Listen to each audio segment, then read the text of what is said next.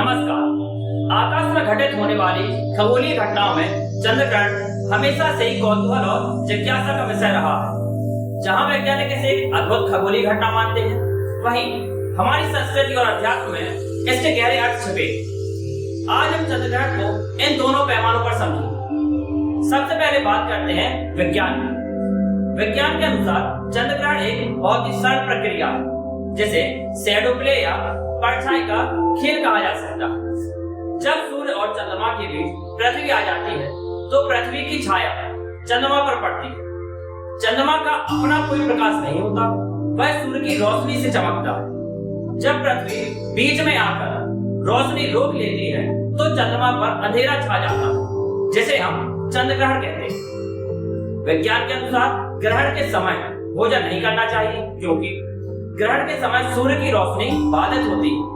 सूर्य की रोशनी प्राकृतिक रूप से कीटाणुओं और बैक्टीरिया को नियंत्रित करती है। इसकी अनुपस्थिति में वातावरण में हानिकारक बैक्टीरिया तेजी से पनप सकते हैं, जो रखे हुए भोजन को जल्दी खराब कर सकते हैं। अब आते हैं इसके आध्यात्मिक कारण।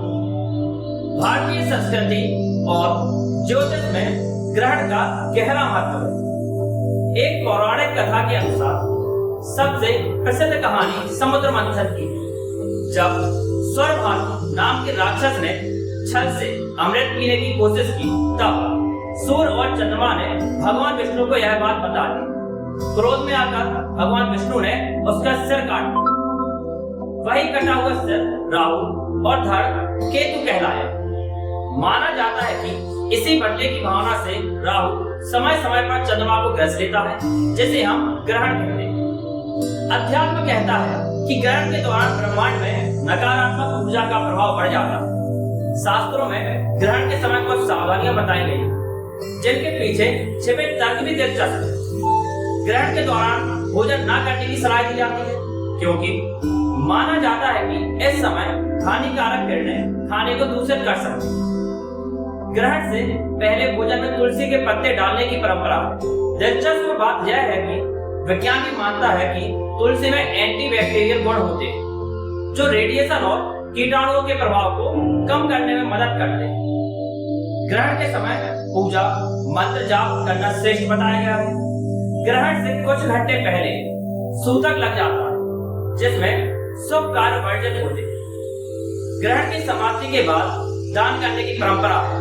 यह इस विचार का प्रतीक है कि बाधाओं के बीत जाने के बाद हमें कृतज्ञता के साथ समाज की सेवा करनी चाहिए।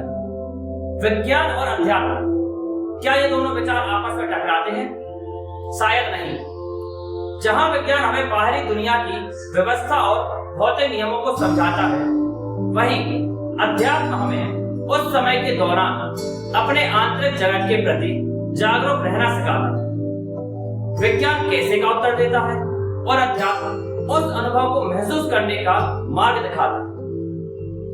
अगली बार जब आप आकाश में चंद्रमा को छिपते हुए देखें, तो याद रखिएगा कि यह न केवल ग्रहों की चाल है, बल्कि एक अवसर है प्रकृति की विशालता को समझने का और अपने भीतर की शांति को खोजने का। धन्यवाद। जय हिंद, जय भारत।